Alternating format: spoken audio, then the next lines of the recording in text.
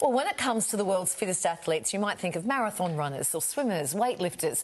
But if you compare strength, stamina and agility, ballet dancers are right at the top of the list. With years of training, ballerinas put their bodies to the limit to create some of the world's most unforgettable performances. And today, World Ballet Day, we're getting a bit of a lesson in dance from some of the best in the business. And we welcome Creative Director of the Tanya Pearson Academy, Xanthi Jeeves. Hello, Xanthi. Along with students Chelsea Lee and Kira. All gorgeous. They're beautiful in the tutus. What makes ballet such a good sport for young and old, Xanthi? So ballet is just great for all ages and genders, and it's also good for any ability as well, because there's a big range of different types of classes you can do. Because I call it a sport. Do you call it a sport necessarily? We call it an art form because it's creative and expressive, yes. But it also can be really athletic. So it also goes into different types of movement dynamics. So it can be very graceful, but at the same time it can be very strong and athletic. Well, incredible strength, like muscle strength, yes. to lift, to extend your leg like that. Oh my goodness! It's that fusion, isn't it, of like that gracefulness, but the discipline that's required. Chelsea Lee, you're a full-time student. Talk us through what a day involves. Typically, very early morning start, and we'll have a 2-hour ballet class leading into maybe variations or some point work, and then we have our lunch break, and at the moment we are preparing for Nutcracker rehearsals, and yeah, very busy for the end of the year. Wow. And Kira, you're also training full-time. So is this a combination of school and ballet for you? Like it's all in one? How does that work? So I dance during the day from about 9 till 3, and then I do school online in the afternoon. Oh, that's it. You must need incredible discipline to make that work. Yeah, is that what it takes, that discipline? Yes, from a very early age, most professionals would start ballet maybe 3 or 4 years of age, and then they're already becoming professionals, you know, 17, 18, 19. Through those later high school years. Yes. Wow. You have an incredible eye for talent, Xanthi. Can you tell straight away that someone's got it or someone does not have it? I think it takes a certain aesthetic, obviously, but it takes dedication, and it also takes a strong passion as well, and also ability to have an artistic voice, I would say, to be able to communicate to the audience. Yeah, absolutely. Well, Xanthi, you say anyone can learn the basics. We're not all going to go off and, be the principal dancer for the Australian Ballet, but you can say anybody can learn maybe some basics. Yes, for sure. Can we test that theory? Even just...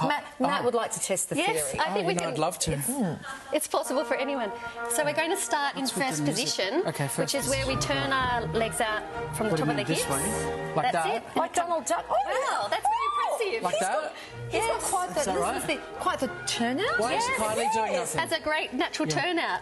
Then and what? then we're Then going what to happens? do a plie, Look at you, Donald Duck. which is a bend of the knees and stretch. Bend and that's called a stretch. demi-plie. Why is Kylie doing nothing? Well, because you know what? I'm being very entertained looking at you.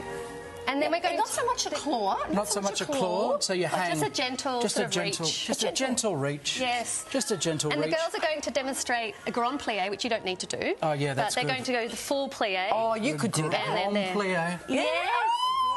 Very good. A humble grand plie. Another step that we start on the bar with, which progresses to more, Intricate or... more intricate and more complex movements, is a tendu. So it's just a stretch of the legs. So they're going to go into fifth position, which Do we you have cross that the with legs. cheese? That was big in the 70s. A That's tendu? like- That's like that's a an fondue. optical... Oh, fondue. It's like an optical illusion. I would love a fondue right now. So girls, how about you demonstrate a What's fondue? happening? What?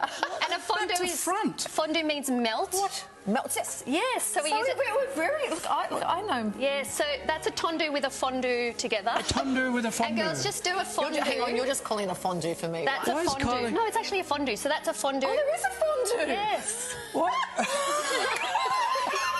Exactly. A tendu fondue. You know something? I will never ever watch the replay of this in the history of telecommunications. What comes after the fondue? A nice lie down. So A glass of Shiraz. yes, if you exactly.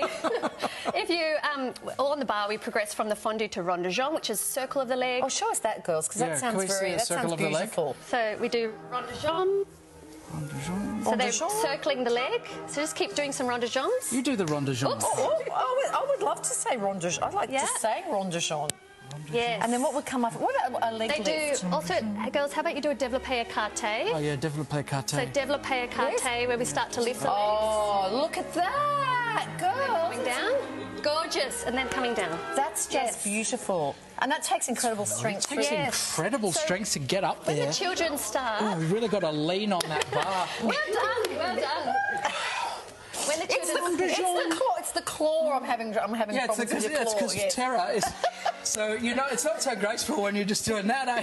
But that's incredible. What's his your hamstring? Is it hamstring strength? Yeah, hip done it, haven't flexors. Hip flexor. Everything works as in a team, so you've got your hip flexors, psoas, and it's a your bit quads, tight. as well as allowing the flexibility of the hamstring to allow that leg to go up. Yes, all those things. I don't think I have those. Do you think about? I think I think you would have ability. 70% sure I've done a hammy, to be honest with you.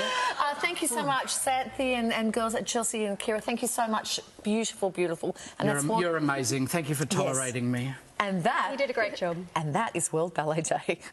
Thank God.